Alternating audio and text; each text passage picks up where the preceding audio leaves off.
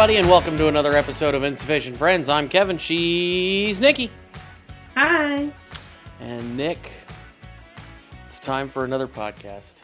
And if you're new here, this is a podcast where we kind of just come up with whatever we want to talk about, and if you guys contribute, great. If not, then we're going to talk about whatever we want to. So it's kind of just a couple of friends hanging out. Hopefully you guys enjoy it. If not, then bye. But Nick, this week, you're wearing a Chiefs jersey. I'm wearing red because it's Super Bowl week. This is coming out on Super Bowl Sunday. And my uncle and cousin, I keep wanting to call him my nephew, even though he's not. Cousin, my Uncle Doug, cousin Braden, are joining us on the podcast this week to talk football. Guys, how's it going? Good. Very good. Yes. Very, very good. It's hard to believe it's the end of the football season, but it's going well. It seems like it just started. Went by quick. Yeah, it always seems to go by quick. But before we get into that, we're going to do shout-outs. And I am not prepared. Hold on. There it is. Shout-outs. Doug, Braden, do you guys have any shout-outs for this week? I just got a couple. Okay. It's your grandmother's, my mom's birthday this month. That is correct. And my daughter's birthday is also this month. So it's a busy month for the girls. Busy month for the girls. Ashland's is coming up relatively soon, isn't it? Like within a week and a half, week and a half? 17. Yeah, okay. 17. Yeah. So we're getting close to that. So happy birthday to them. I have one friend who has a birthday. So Molly, if you're listening, I don't remember if you listen to this or know if you listen to this anymore, but happy birthday. Your birthday, I know, this week. Other than that, nobody comments. So you don't get a shout out. Sorry. It's just the way it is. But anyway, like I said, this week Sunday is the Super Bowl, which is today. We're recording this on Friday, so it's a little messed up with time frames. But Doug and Braden are bigger football fans than I am, and definitely bigger football fans than Nikki is. So I'm like in the middle. Okay, I watched every single Chiefs game this season. That's better than I did. One. And usually every game that was played before or after the Chiefs game. Okay, well, you know what? That's I did okay. Better than I did, because I don't think I watched a single game until the Chiefs, the AFC Championship game. So, because I'm usually sleeping. But you guys, I know, don't really watch the games a lot of times, do you? You watch Red Zone more, don't you? Yeah. Okay. It flips back and forth between the games, so. Yeah. Do you just like it because it's faster pace, or because you get to see all of them, or what's the? I personally like it because you see all the teams, you see all the scores. Yeah. That's their big thing, is no commercials, and you see all the scores. So that's true. We do watch the Thursday, Sunday night games and Monday night games, but Sundays are usually action packed, and we've been watching Red Zone forever, so that makes kind of what we're used to. That makes sense. I feel like it would be a lot, but, I also just, don't, like I said, I'm always sleeping, so it's not really a thing for me. But this week, Super Bowl 59, we are supporting the Chiefs. Braden is supporting the Seahawks, who are not in the game, and nope. I don't know, Doug, who you're. I'm guessing you guys are both rooting for the Eagles at this point. I am a football fan.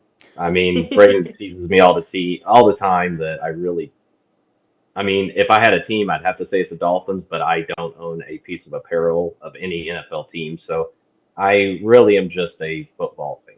I get that. General. I mean, I'm a Chiefs but fan. I actually have more teams I don't like than I do like, if that makes sense. Yeah, that makes sense. I mean, I'm like the opposite. Yeah. I'm a Chiefs fan because I was not born here, but raised here my entire childhood and adult life. But it's very little other games that I watch besides the Chiefs.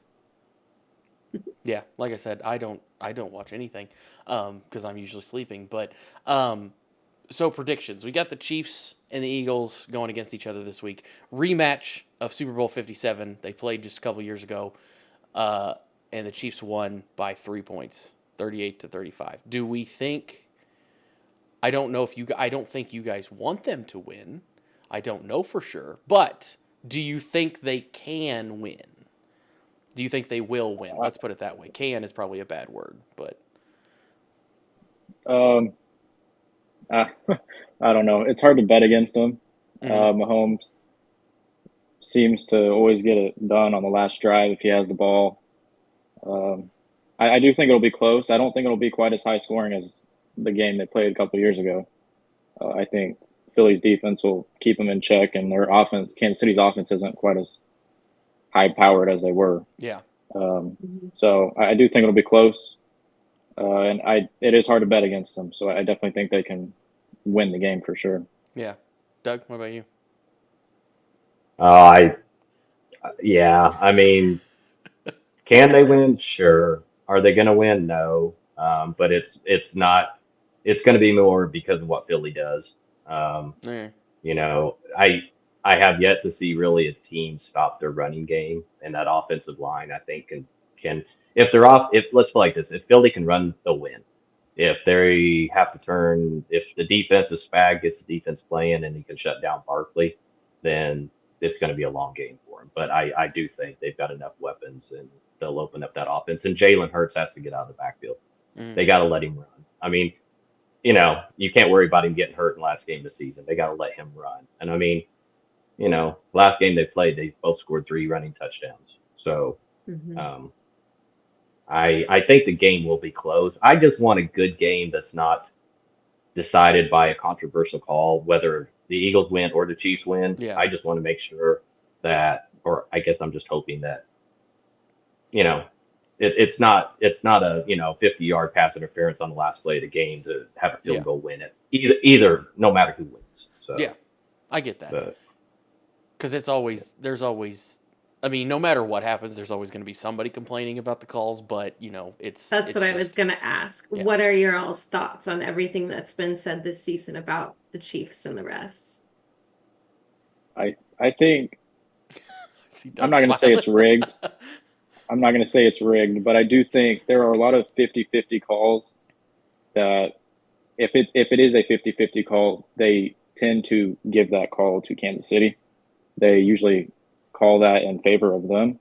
Like I said, we watch all the games. We see a lot of penalties thrown and a lot of similar plays that other teams and players don't get that maybe Mahomes and Kelsey do get. So I'm not going to say it's rigged. I don't think it is, but I do think some of these officials tend to call it a little bit different and don't let, Mahomes take a big hit where some other quarterback, they might not throw a flag on that play. So it's not rigged, but they do get favorable calls sometimes. Do you think it's any different than it would have been for the Patriots in their dynasty era when it's, 6 Super Bowls? Do you think the narratives are the same as it was back then? Because I assume you all were watching then, which I wasn't. Yeah. So is it a similar feel of those narratives? I think it is with Brady and Mahomes in that sense. I mean, Brady, if anyone got within 5 yards of him, he just dropped. He didn't want to take hits. Yeah. And Peyton, some of the old timers, that's how they did it. The game was a little different back then too, as far as Brady looks at me like I'm an old man all the time because I'll be like, back in my day, you could hit players. So even though Brady just retired, things were just different back then. Mm-hmm. Some of the hits, and I mean, we were watching the AFC or I guess Baltimore play in Buffalo, and Josh Allen took a couple hits that were like, well, if that would have been Mahomes, they would have flagged it, but also Josh Allen's a big dude. So I think I have to agree with Braden. Do I really believe that the NFL is? No, I don't think they are. I think they know what happens with ratings. So yeah, I think they do like to have specific teams, and there's always, with at least my daughter, she will watch the Super Bowl this year because she wants to see Taylor, so do they want Kansas City in the Super Bowl? Yeah. Are they going to rig it? No. And that's why I just go back to, I just want to make sure it's a fair game. But yeah, there's a lot of comparisons with Brady and Mahomes, and actually Brady came out either yesterday or today and said that all this conspiracy theories BS stuff, but I'm like Braden. The Chiefs, if it's 50-50, I have to agree. He's usually going to get the benefit of the doubt, in my opinion. Yeah, I understand that. Now, speaking of Taylor's going to be there. We all know that Taylor's going to be there. So, yeah. I watched and I talked to your brother, my father, about this. And the one game that I watched this year, they showed her a couple times. It was not nearly. I haven't heard as much complaint about it this year as the year before when it was like a new thing between her and Travis. Do you guys agree with that? Do you think do you think they've cut back on that a little bit? I do. Yeah, I remember the first game was Chicago was at Kansas City a year or two ago, whenever that was, and it was kind of crazy how many times, and they got a lot of backlash from that. Which is understandable. The AFC Championship game, I didn't have a problem with that. It's showing her once or twice, or if Kelsey scores, they're probably going to show her. That's fine. It's just when she first attended the games for the first time, it was way too much, and but what they're doing now, I don't think is a problem. Yeah. I went to the first playoff game at Arrowhead this year, and they didn't show her at all inside the stadium except to announce Caitlin Clark because she was sitting next to her. And then when I watched the game later, it was like 4 times max that they showed her, and 2 of them was a Kelsey pass and a Kelsey touchdown. So I don't think it's that bad. I think people are dramatic about everything in life. I mean, including me. I mean, yeah. Well, we know you're dramatic about everything in life. So I know. But, I think it's just going to depend on how Kelsey does. Yeah. Oh, for sure. And how the Chiefs, if the Chiefs put up if they put up 30, 35 points, they tend to show her when they score, even if it's not Kelsey. But if Kelsey makes a big play, scores, they're going to show. I mean, you assume in the suite they're going to have other celebrities there, not just Taylor. They will do that. Be there. What, Bray? They always show other celebrities, so she'll be shown at least once during that. So exactly. So I think I don't think they've been done too bad. I agree with Braden this year, but I think if Kelsey has a huge game, you're going to see more of her. Yeah, 100%. That makes sense. So, moving back to the field and actual players, who do you think has the best chance of being the MVP for this year for the Super Bowl? I'm going to go Saquon. I think I would agree if Philly wins, which I do, I think there's a good chance Philly can win this game. It'll be because of him. He's obviously, I had him in fantasy, and he was crazy, over 2,000 rushing yards, which obviously that offensive line is the reason why, or a big reason why. And if Philly does win, he will probably be the MVP. So I think he's got the best chance. If Kansas City wins, Mahomes probably will get it. So I think Barkley's number 1, and Mahomes probably has the second best chance to win MVP. Okay, I would agree with Saquon being. I would agree with that too. Yeah. I mean, I don't remember. Has it happened before that somebody on the losing team has won NFL or Super Bowl MVP? I feel like it has happened like once. Yeah, I looked up that stat, but it was something like 1971 or something. I mean, it's been even before I was born. So it's rare. Yeah, and it's rare that it's not an offensive player too. Yeah, I think Von defensive player. I know. So yeah. I think Von Miller was the last defensive player to win it, and that's back when I think he was with, I don't know, Braden may remember. It's probably that Denver Carolina Super Bowl 50, probably. Yeah. Okay. Yeah. That makes sense. Do you think, as far as first score, who's gonna come out first? I don't know what you guys think. I think it'll just be whoever wins the coin toss, probably. Because they both seem to be doing very well at score. I mean, the Chiefs don't do as well at scoring this year as they have in the past, but I feel like the Eagles have done pretty well this year at scoring. I mean, yeah, I'm agree. I think whoever wins the coin toss, because your first 15 to 25 plays are scripted, so that's a lot of times you catch the defense offhand, because I mean everyone assumes Philly's going to just run the ball, but they may come out throwing. because they don't want Kansas City to stack the box. So that's what I'm saying. For them to win, they're going to win by running, but they've got to keep the Chiefs defense honest and not just stack the box. So they're going to have to throw the ball some. So yeah, I would say whoever gets the ball first, even if it's just a field goal, is probably going to go down. There's a lot of energy, early in the game. So yeah, for sure. Bray, what do you think? Who do you think is going to score? Yeah, first? I agree. I think Philly, if they win the coin toss, or if they get the ball first, they better score first. I don't think Philly can get down in this game, at least not by very much. They can't get down by so much where they have to throw the ball. If they, they've got to keep it close, and that's one thing about Philly is they kill the clock. There was a game earlier they had the ball for 10 minutes of the quarter because they just ran the ball and got first down after first down. So I think there's a good chance whoever wins the coin toss goes down and scores. But especially Philly, they can't go like 3 and out and they can get down early and put themselves behind the 8 ball. Yeah, that's going to be a problem for either of them because the Chiefs have come back and they've done it several times, but with how their offense has looked this year, I mean they've won a lot of very close games by very little, and so I don't. Playoff Chiefs are also vastly different than regular season, but I agree. The MO. It's very stressful to be a Chiefs fan. It's not fun. And it never, growing up, they sucked and never won. And now it's extremely stressful. So, we can't win. Yeah. They've had to learn how to play different this year. Once Rice went down, Worthy's lightning fast, but, not, everyone thought when they lost Tyreek, they wouldn't be any good. But once in a while, when you lose somebody like that, it's kind of like losing Stephon Diggs on Buffalo. I thought they played better, not because a lot of times your quarterback wants to force the ball to the number one receiver, even when they're maybe not open. And I don't know, they do a lot of what I like to call dink and dunk.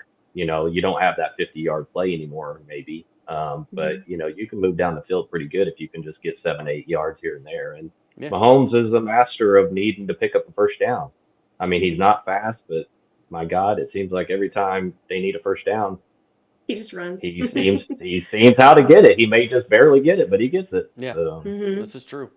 I think they have adapted with Hunt. I think they filled in gaps, so it's different than before, but they seem to be doing okay with different additions. But yeah, as long as he's got Kelce, third down, it doesn't matter what it is. Kelce, teams can't stop Kelce. I don't know why. Obviously, Kelce's bigger than any linebacker, which is usually who's covering him.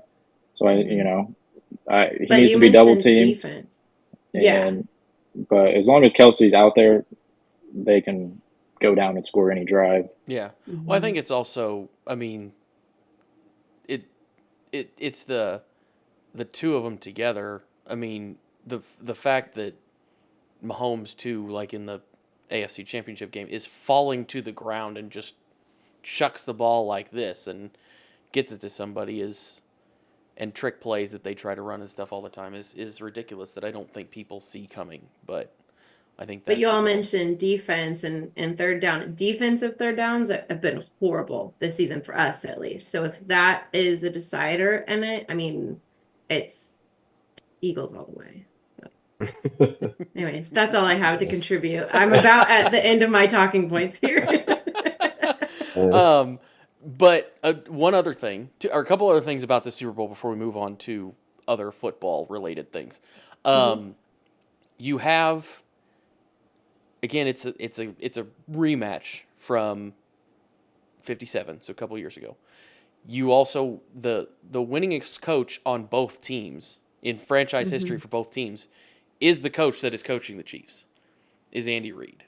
He's won more for the Eagles than any other coach and more for the Chiefs than any other coach. And I think he's already going to be in the Hall of Fame after what he's done at Kansas City, because what he did he never won anything in Philly. But what do you guys think about the possibility of a three-peat, like a 3 in a row. There's no team that's ever done that either. So it would be something that probably, I don't know that somebody else will be able to do it again.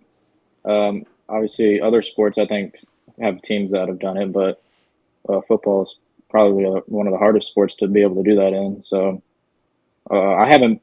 Obviously, I'm pretty young, so I don't have as many years but no one's ever done it, so it's not like I can say that. But it would be either way. It'll be a good game because if Kansas City wins, we'll see history. If Philly wins, I'll be happy. So either way, it's going to be, there's something on either end to look forward to. Yeah, I know there's several teams that have won 2 in a row and then tried for 3. Some of them didn't even make the playoffs. Some of it made it into the playoffs, but very few of them have made it this far to possibly have a chance at it. But it is. Yeah, and I personally think if Andy Reid wins this one, and it's a three-peat, and he said he's at least going to coach one more year. I think there's a lot of questions that can be start to had between him and Belichick, even though Belichick's got 7. Before he went to New England, he really didn't have a very good coaching record. No. And he didn't have a good coaching record after Brady left, really, either. So exactly. So, I'm not disparaging what 7 Super Bowls is because it's an unbelievable feat. Yeah. But with what Andy's done between Philly here and everything you just hear about him, how he represents himself, how he represents his team, how he, there's a lot of people that came out and didn't like how Belichick was. You don't ever hear anyone disparage at all Andy. So as much as I'm not a Chiefs fan and I never have been, I can't explain why. Ever since I started watching football, they were not on my radar, and they probably never will be. I do respect and like Andy Reid. Yeah. I wish he would go to Miami, but at the end of his career, I don't think that's going to happen. So I just think there's a lot there that if he does win this one, and heaven forbid 2 more, you're going to start hearing some discussion of GOAT as far as coaching. Best one of the best coaches of all time. Yeah. Exactly. I think Braden, like you said, you were too young for this. I'm too young for this too. But I know the Bills went 4 times. They didn't win any of them in the 80s, right? I believe. Early 90s, I think. It's Jim Kelly was their coach, was their quarterback and stuff. But I work with a guy who's the biggest Bills fan I know, so he would know. But I think it was early 90s. Okay. I knew it was a while back, but. So Super Bowl 59, we'll see who actually wins. Do you guys have a final score prediction, what you think it's going to be? Like I said earlier, I do think it'll be lower scoring than Super Bowl 57. I'll go Philly. I think Philly can win this like 28-20, 27-17. I think Philly's going to win, and I don't see Kansas City. They haven't scored over 20 points like hardly all this year. A couple times they did, but like I said, I think it'll be close, and fourth quarter it'll be a game. But I think I'll go Philly like 27-20. Okay. What about you, Doug? I got 24-14 Philly. Yeah, I think that defense is gonna. Pacheco's not been doing much. Hunt seems to be more in the backfield now and stuff. And if you can shut down Kelsey, I don't really worry about anyone else other than Hopkins. The man's got ungodly great hands, but unless it's around the end zone, you don't really have to worry about him in the middle of the field. So if you can shut down Kelsey and watch Worthy doing the end arounds, you definitely don't want him to get out in the open because you're never going to catch him. But I think the defense, and like Braden said earlier, I think Philly's really going to try to dominate time of possession by just running the ball, and I think that's going to frustrate the Chiefs and keep them down in points. So. Yeah, I think Philly's defensive line. I know Kansas City, their defense is pretty good as well, and they have a good defensive line. Philly's defensive line is better in my opinion. They've got some good rookies on the outside playing well, and their linebackers are also playing well. So I think Philly's their defense is gonna be the reason they win. as long as they got to be able to run the ball on offense, but if they can do that, their defense should be able to shut down Kansas City's offense for the most part. Okay, so moving on to the next. I mean, I'm hoping that the Chiefs win, but I don't. Again, don't watch enough games to really know, so I can't really tell you anything.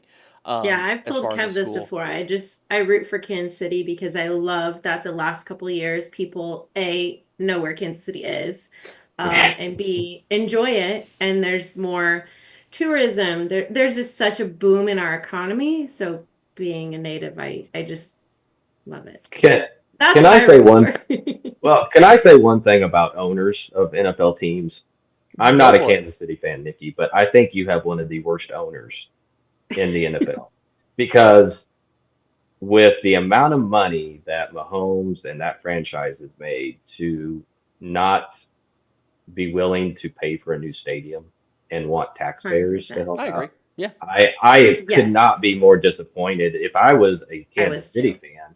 Because you look at Buffalo, you look at they've had success, but you look at like Tennessee and Nashville, they don't really have a whole lot, and they're building. I mean, it's just like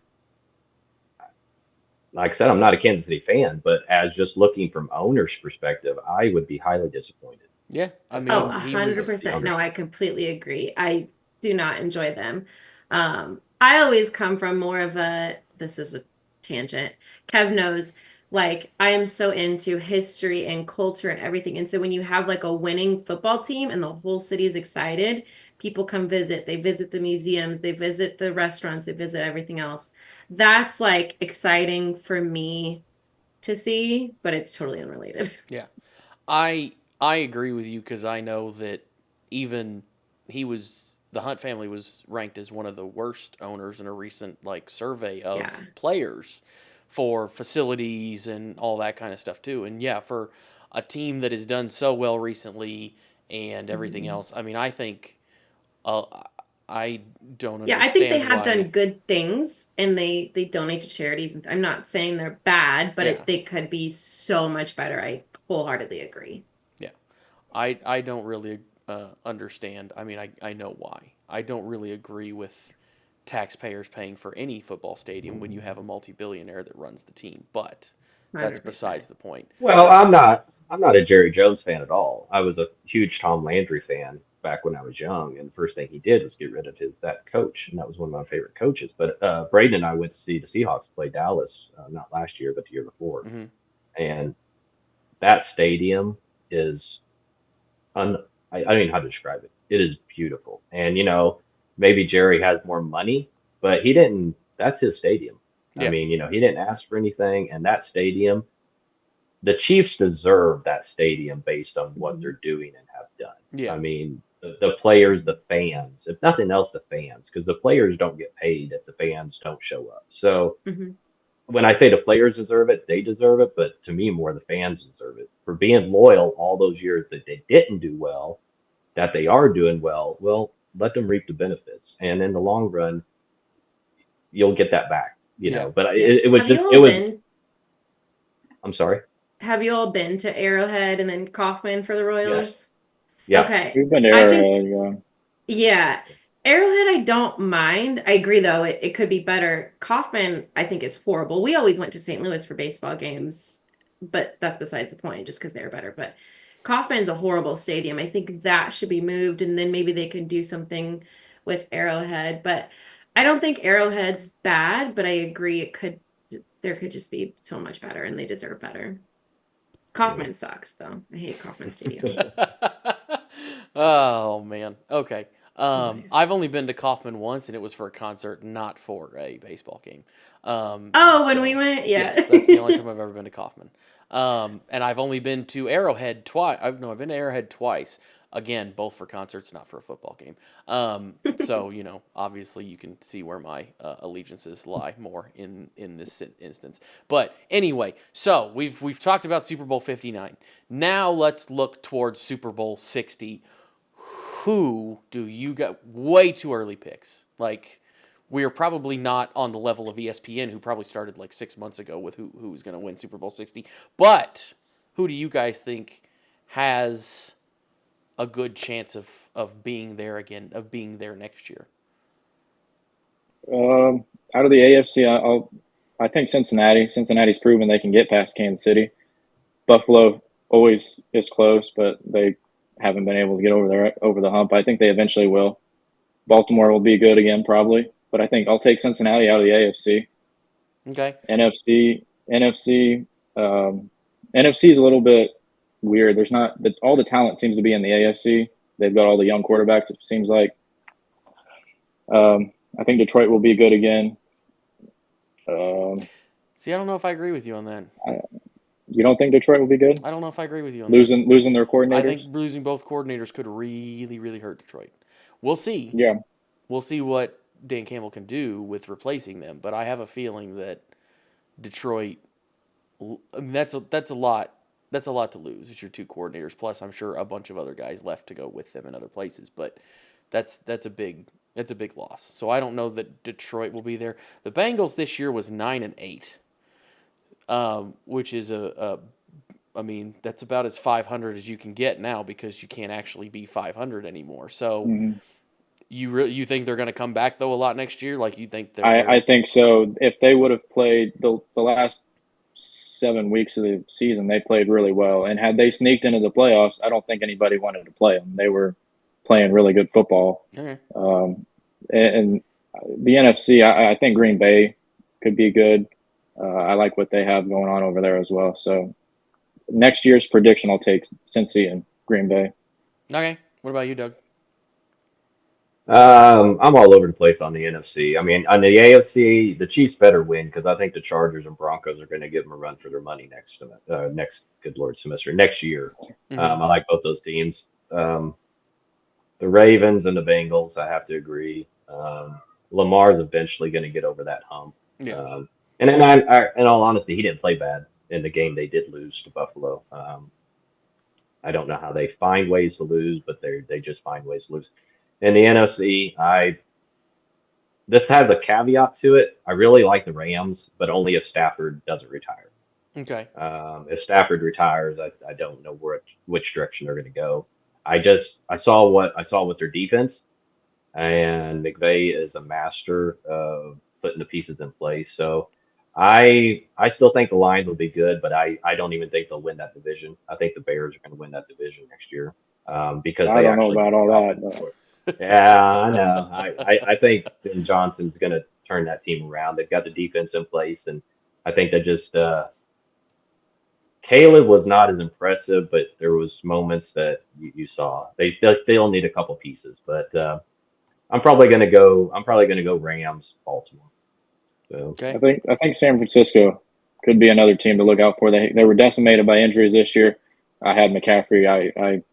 That whole situation was crazy, but I think if they get healthy, they're going to have to pay Purdy, so that'll be interesting to see what kind of contract he gets. But seeing who returns for their team, if they stay healthy next year and get McCaffrey back, they'll be right back in the playoffs, I think, for sure. So they could easily make a run as well. Okay, so on that, like this year coming up, is there any? There's several free agents. There always is several free agents that are out, whatever. Stafford, like you said, may retire. I don't know if that'll happen, but we'll see. I mean, we'll see what happens. But what are the big free agents that you think could be moving, and where do you think they might go? I think Higgins is the biggest free agent name this year. Darnold, and there's always quarterbacks moving around, but yeah. I think other than quarterbacks, I think T. Higgins is probably the biggest name, and I think Green Bay would be a really good fit. I think there's a lot of teams that could obviously use him. He's a wide receiver one talent, but I don't think Cincy will be able to keep him and Chase. Chase is going to get a lot of money. And I think he, in Green Bay, would slide right into that number one spot. They've got a really good running game. Their defense is good as well. They've got young receivers. I think having a veteran and Higgins would benefit all of them, and I think he would fit really well in Green Bay. Okay. Doug, do you have any specific No, Higgins, obviously, I've got him going to the Chargers, so, but all this stuff, you never know the salary cap, Yeah. where they're at on everything, yeah, Cincy will not be very good. Well, let's put it like this, they'll still be good, but losing Higgins will be huge if they can't keep him. Just, it just opens up, they don't, Higgins can be a number one, and if he's out of there, then Chase is going to get even more covered, which it's hard to cover him. So I think I got him going to the Chargers. I think there's a lot of people. There's like Debo Samuel, DK Metcalf, Garrett Wilson. I mean, one of the more current ones that happened this week was Myles Garrett from Cleveland requested a trade. I think he'll end up at the Lions, which will be scary because you put Hutchinson on one side, you put Garrett on the other, and that's a scary combo. Cooper Kupp wants out, like Braden and I was talking before we came on here. I guess he's due ungodly money over the next 2 years. So it's not that he can't play. I don't think they can pay it. I can see him going to the Packers instead of Higgins. But yeah, there's a lot of free agents. It's not like last year where you had 10 or 12 running backs changing spots, but you still have some top players that are going to be moving this year. Personally, I think like Tyreek Hill. He said he wanted out of the Dolphins after he was frustrated. He set out that fourth quarter. I think he'll stay there and stuff. So I think he'll stay there. Yeah. I don't. He basically quit on him. I don't see him coming back. I think he's made that pretty clear. I think I had him going to Baltimore as a trade candidate if they can work out a deal. I don't know how all that would work, but I think anybody would take Tyreek just because of his talent, whether he's necessarily good for your locker room or not. But yeah, I don't. No matter where he ends up, I don't think it'll be back in Miami. We've seen in the past that maybe not good for your locker room isn't always. It doesn't matter. Somebody will still take the talent. So if they're good enough. Yeah. So, But what about coaches? We've got a bunch of new coaches this year. We've got about the normal six to eight new coaches this year. The only one it looks like that I found, and you guys can correct me if I'm wrong, that still doesn't have a head coach for next year currently is the Saints, right? Everybody else has been filled or is staying. So I saw that there's several people that have been interviewed or interviewed more than once. The Eagles offensive coordinator, Kellen Moore, has been interviewed twice by the Saints. Joe Brady at the Bills had declined a second interview. But what do you guys think? Who do you think the Saints are going to possibly pick up to fill their spot? I think Joe Brady probably would be a better hire. I think Kellen Moore is probably going to get the job, though. I think that's what they're waiting on is after this game. But I don't know that I would like that hire. I don't see him necessarily as a head coach. I thought McCarthy would be a good hire, but I don't think he wanted that job. He took himself out of the running for it. So I think Brady out of those two options probably should get the job, but I think it'll be Kellen Moore. You say McCarthy. Are you talking Mike McCarthy, like the former Dallas coach? Yeah. Okay, I got a question then. Yeah. I have had this conversation with your uncle several times.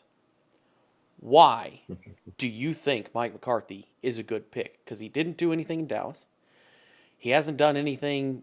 He didn't do anything really in Green Bay besides the one Super Bowl that he won with Aaron Rodgers, and the fact that they couldn't get anything else done with that seems to be a problem to me.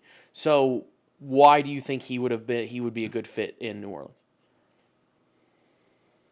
I think out of all of the remaining options, he's probably the best fit. And Dallas is weird. I think Jerry is the problem. Everybody knows that. So I thought they had some really good years when he was there. They had 12, 13 wins all the time except this past year. Whatever reason in the playoffs they can't win, but when he was with Dallas and they had 12 wins and were dominant at home, I thought he was doing some good stuff there. I think in New Orleans it would have been interesting. New Orleans is not very good. They need a lot of help, but I think he's a better coach. I don't know. I don't know. Either way, I don't like Kellen Moore though, and I think he'll probably be who gets the job. But I don't like that. I don't when it comes to coaching, I don't like the carousel. I never have understood why the same people that do terrible at one place keep getting the different jobs at other places. I know that it can make a difference, like being with different people and all that kind of stuff. But it just when you go to like 3 or 4 different places and you're terrible, I don't ever understand why you get another job. But as a head coach, but that's just me. I did look up some coaches that were said to possibly be on the hot seat next year. The 3 that were the highest on the site that I looked at were Brian Daboll for the Giants, Brian Callahan for the Titans, and Shane Steichen. I don't know how to pronounce his name, at the Colts. What do you guys think about that? I mean, I agree with those. The Brian Callahan one, this was his first year, so I think he needs. Some of these teams get a little crazy and antsy and firing their coaches. So I think if they're horrible next year, maybe he goes too. But I think Mike McDaniel from the Dolphins is probably, I would throw him on that list. I think obviously he gets a pass this year with Tua, I think, but if they have a rough year next year, I think he's probably gone. Doug, do you? I know you said you like the Dolphins. Yeah, I think the first one on my mind is Stefanski for Cleveland. He was in the list too. I can't believe he kept his job this year. And Daboll's the same way with the Giants. I don't really know. I don't know. I mean, Cleveland historically goes through more coaches than, anybody. I mean, Pittsburgh's had 3 coaches in 55 years, and Cleveland used to go through a coach every 2 years. That doesn't give you enough time to even get your players in there and see what's going on. So, it'll be interesting. I'm kind of afraid, and I don't see Tennessee pulling the trigger that fast, especially if you see some growth. I mean, on some of those teams that need a lot, as long as you're seeing them trending in the right direction, just be patient a little bit, But some of these owners are, they just, I don't know, they just don't have patience. They want to win and they want to see the change instantly, and these teams are so far off. Yeah, they need so much help that it takes a long time. It takes 2 or 3 years at least. So they get too antsy and expect the results to happen immediately, and that's just not the reality of it. That's what was so cool. That's what was so cool about Detroit's owner. Campbell's first year was abysmal, but she believed in him. She believed the direction. The guy should be a motivational speaker if he doesn't ever if he wants to get out of football. I mean, we watch Hard Knocks every year, and the year they did Hard Knocks, I mean, we get done watching an episode, and I was ready to go play for the man. I mean, he's just and I grew up playing sports, specifically soccer, and I had coaches that were ho hum, and I had coaches that were hellfire, want you to go out there, and it's just owners just need to have a little patience. But there's a lot of money that's involved when you're paying players millions and millions of dollars. They want to win now, and you see historically some of the teams and owners that are more patient. You don't have that coaching carousel, as you called it. They tend to have a better. If you look at their history, they tend to maybe not win all the time, but they don't have the roller coaster up and down seasons. They're pretty consistent. Well, you mentioned the Saints that have only had 3 coaches in their entire the Steelers. Sorry, the Steelers. The Saints. My bad. The Steelers. Yeah. They're they used to be one of hold the record for the most Super Bowls of any team in the league, and I mean, they haven't been great. They haven't really been really good by any means lately, but they're always still in the mix at the end of the season, like to make the playoffs or something. I don't think Tomlin has had a below 500 season his entire time as a head coach. So, like you said, you don't have those swings, so you don't have like the big all of a sudden you're great and then all of a sudden you're terrible. So yeah, and I know your dad specifically would like to see some new blood in there. He'd like to get rid of Tomlin. I'd like, if they got rid of Tomlin, I'd love to see Tomlin go to Miami or something. I think he's a great coach. But, used to kind of before your time a little bit, Marty Schottenheimer, his son's now going to be the coach of, Dallas.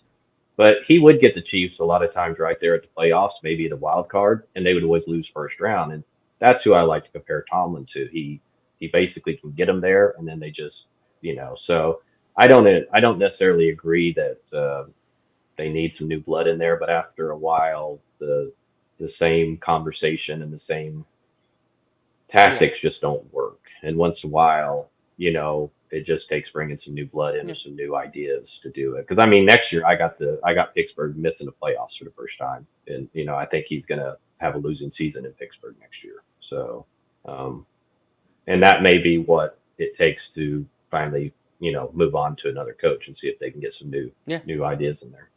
I get that. I understand. So anyway, did you guys have anything else? I think it's about time for facts. Or Nikki, you had a question. I You have have questions. I have Okay, questions. Sorry, she has questions. I want to contribute.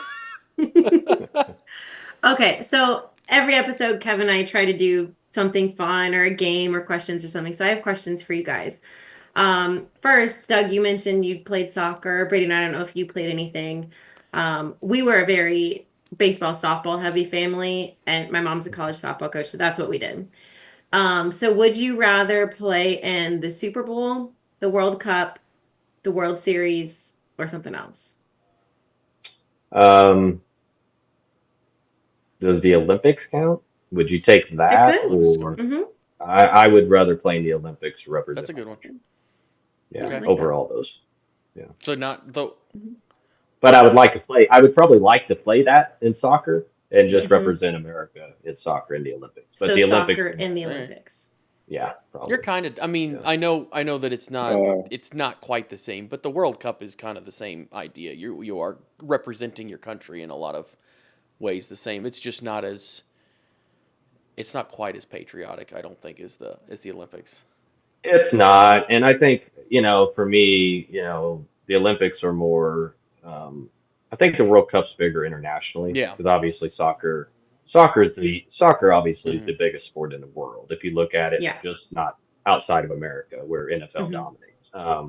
So for other countries, I get that the World Cup is probably bigger to them than the Olympics, but growing up in America to represent your country, get to hold the flag, and have that national anthem playing, I think that would be just, Yeah, I couldn't beat that. that makes sense, So, right? I'd probably just say the Super Bowl for me. I'm not.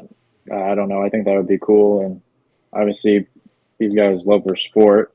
Um, but I think soccer, like for soccer, that would be really really cool. But for me personally, I think Super Bowl would be where it's at, Okay. top of the line.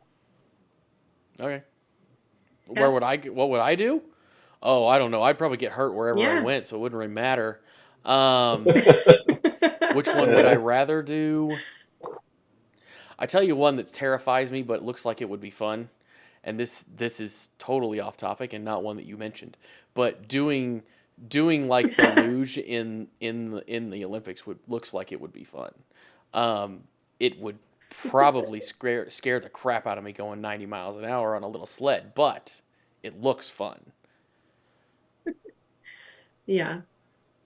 Since you brought That up looks Olympics, I terrifying. think shot put in the Olympics would be fun. That'd be one I'd probably actually be decent at, but well, not in the Olympics. God, I was good in middle school, but um, if we're thinking World Series, World Cup, Olympics, um, I think I would go with World Series just because that's our background. We're a very like analytical family, and so growing up, my brother and I would be the ones keeping score, keeping stats, looking at different things, how to be better. And I think we both liked the slow pace of baseball. I know a lot of people complain about it, but we loved it because we were so analytical about it. So I think World Series for me, even though it's not nearly on as grand of scale as the Super Bowl Yeah. or Olympics or anything, All right. that'd be fun. Yeah. So on that point, Nikki, do you like the Mhm. changes they made with the pitch clock? Because that definitely speeds the game up. It does. I think that it allows it to be more watchable and enjoyable for many people. I was always the one, we would go to Busch Stadium. I would buy a scorebook and I'd have my pencil and we would sit there and keep score. Like I loved it. So I love the slow pace. I like everything about it, but I see why they did it. Yeah. Mm-hmm. And then about football specifically, if you all could choose a position on the field, or I guess not choose a position to play, like based on your skill sets and everything, what do you think your position on the field would be? That's a good one. I like that. What do you think, Ray? Either tight end or linebacker. I feel like linebacker, some of those guys aren't necessarily huge players. Mm-hmm. I think that would be a fun spot to play, at least on defense. That'd be a fun spot to play. I think my height and I think that's what I would probably be best at. I don't know what you're going to do, Dad.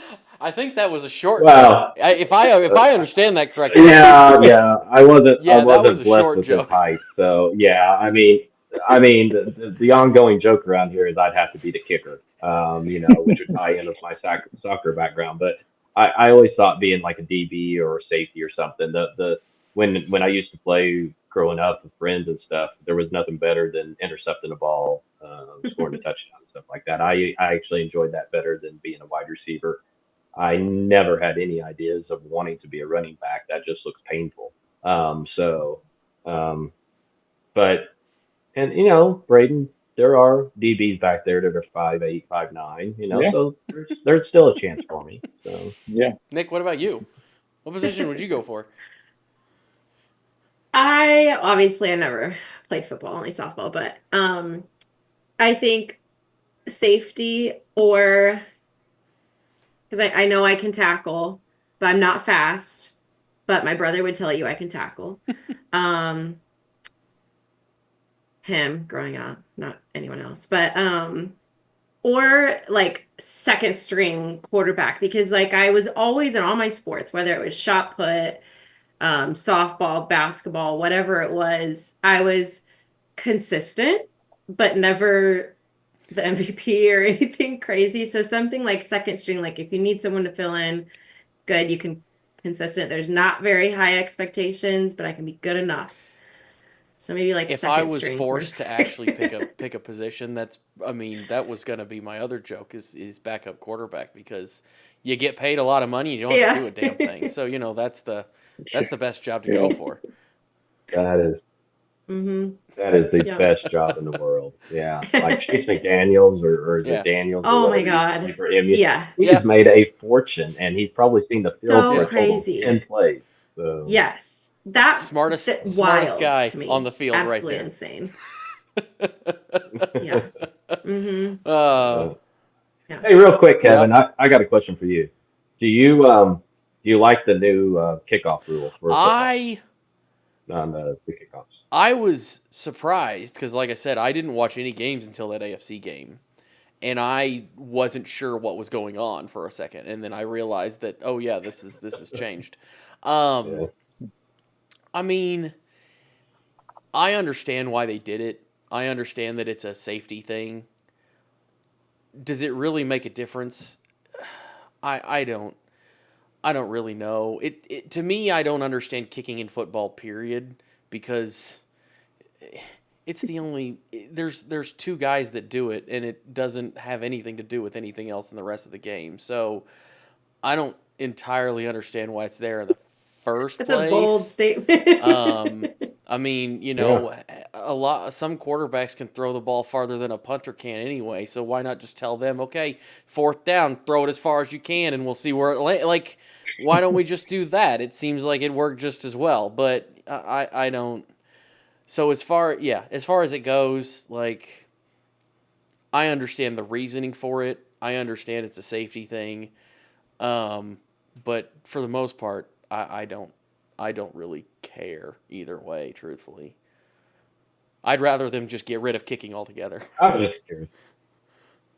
Yeah. Okay. Well, what do you think? What do you think about it? I think I don't have a problem with it, but they got to move it back.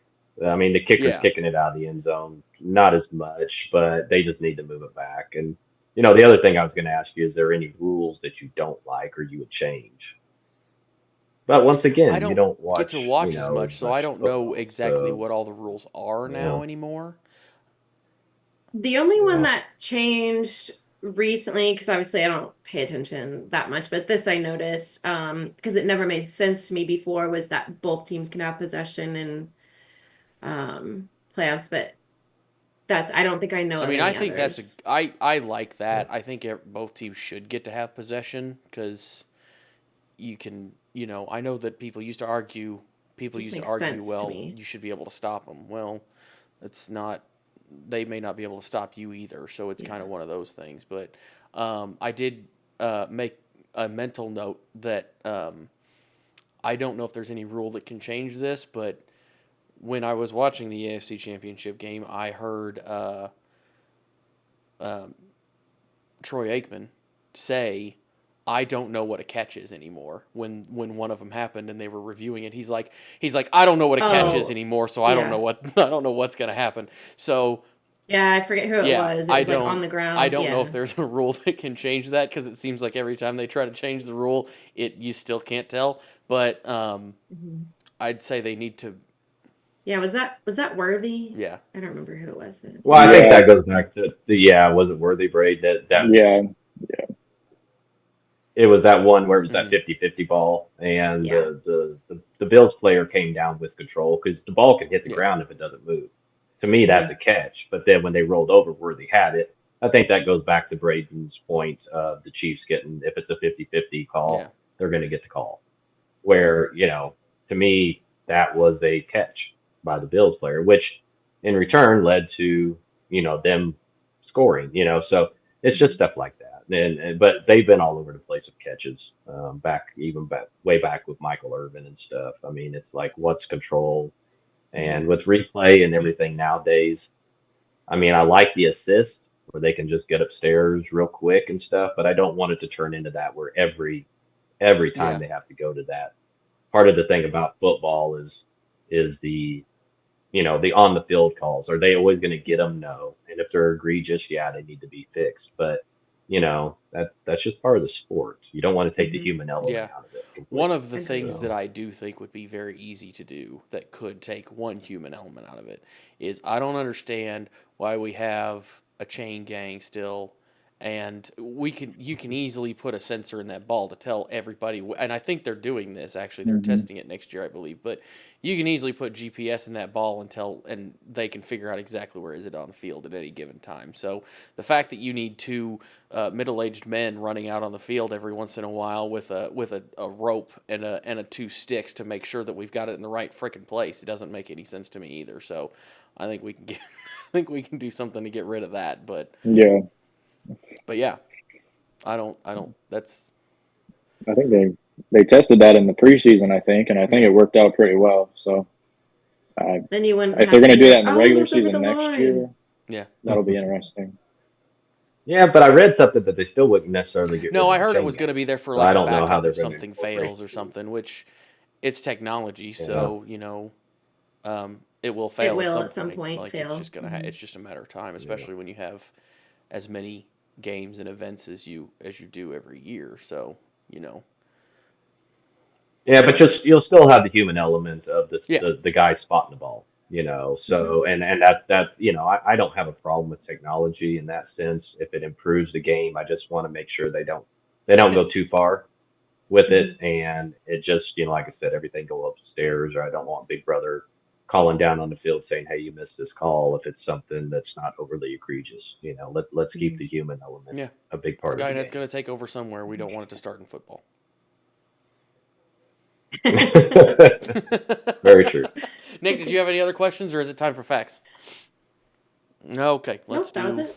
facts then. Did you guys bring facts? I forgot until late. I have Okay, one Seattle fact okay. that's kind of Well, we'll interesting. start with you then, Bray. What's your Seattle fact? I had to do a slideshow presentation on Seattle last semester for school, and I looked up some facts for it. So Seattle's the only team to play in both the AFC and NFC championship game. They started in the NFC, they moved to the AFC West, and made it to the NFC or AFC championship game, and then the NFL a couple of years later realigned all of its divisions, moved them back to the NFC championship game, and they've played in that as well. So they're the only franchise to play in both conference games. That's cool. Nick, did you have any? What was your fun fact this week? Yeah, you guys might already know this, but I didn't. So back in the day, the goalpost was on the goal line, but it created a major safety hazard because people would run into it, so they moved it back. I didn't know that. Yeah. Makes sense, though. Doug, do you have? Yeah. I looked up like 2 or 3 things, but they're not very good. I mean, like statistically, whoever wins the coin toss wins, statistically more often than not. And the average football party for the Super Bowl is 17 That's a people. lot. That's more than I expected. That's way more than I thought. I was highly surprised it was that high. That's a lot more. Yeah. I don't have 17 people I want to hang out with. I don't either. I have like 3, maybe 4. Yeah. Oh, and here's a quick quiz, Kevin. Do you know what the most popular Super Bowl snack is?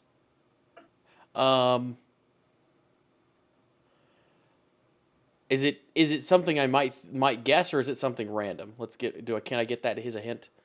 No. I got it wrong. I thought it would be something else, but it's very. I mean, it's a very common snack. I mean, food.